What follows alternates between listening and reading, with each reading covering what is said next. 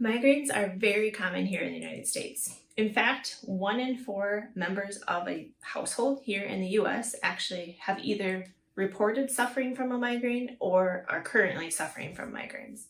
So it's really important for us to be able to get a handle on why you're having migraines and what kind of things that we can do to help prevent them. Today, I just want to touch on 3 foods that you should avoid if you are somebody that has migraines. Before I get into this, I just want to give a piece of advice. If you are a migraine sufferer and you're not already logging food, that's definitely something you should do.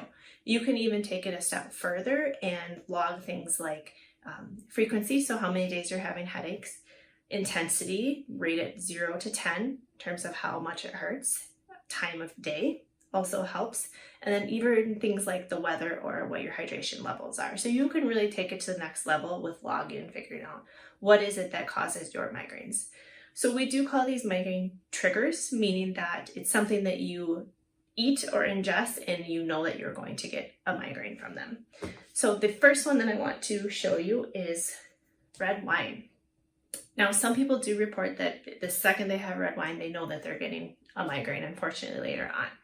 Other people can drink red wine and be fine, but if it's beer or maybe a wheat beer specifically, then they know they're getting a headache.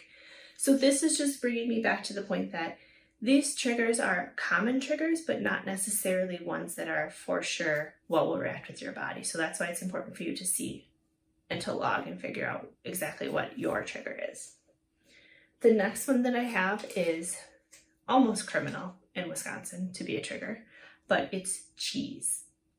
So cheese does go through a fermentation process, and one of the chemicals in the fermentation process does aggravate headaches and migraines. So if you love cheese, like most of us do here in this state, you might want to eliminate it for a little bit and see if that helps with some of your headaches and your migraines. The third one, again, this one breaks my heart because it's chocolate, and I love chocolate. But just like with cheese, there is a chemical in chocolate that is linked to migraines. So elimination, unfortunately, is the only way to really know if it's something that's aggravating you. So you got to get rid of that chocolate if that's one of your triggers. So we have spent a couple minutes talking about some things that are bad for your headaches. So let's flip that and be positive and talk about some things that you can take at home that will help either prevent migraines or help alleviate them.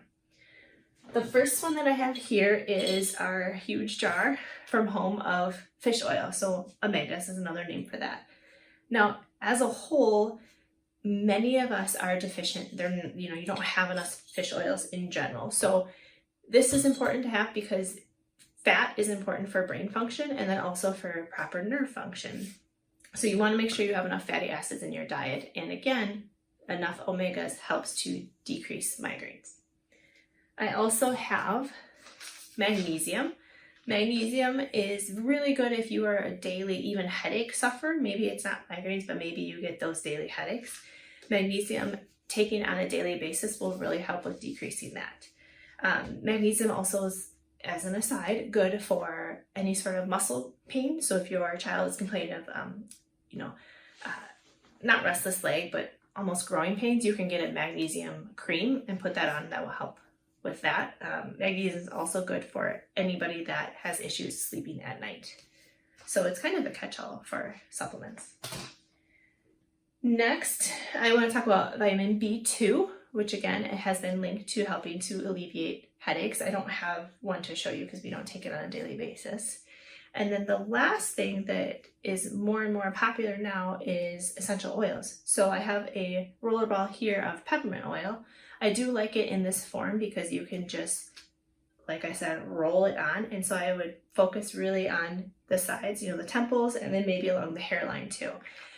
Peppermint oil is good if you have a headache. So when you're currently experiencing it, and it will help to, they say the smell helps to alleviate the pain. So I hope you found all of this helpful. Again, it's a really great idea for you to be able to log your own triggers and figure out what it is that's aggravating your headaches. We know that having migraines is debilitating. It really changes your life, and it's something that we specialize in. We see thousands of people, and we've helped so many people just like you that have had migraines. So we are looking forward to meeting you. Please reach out if you have any questions.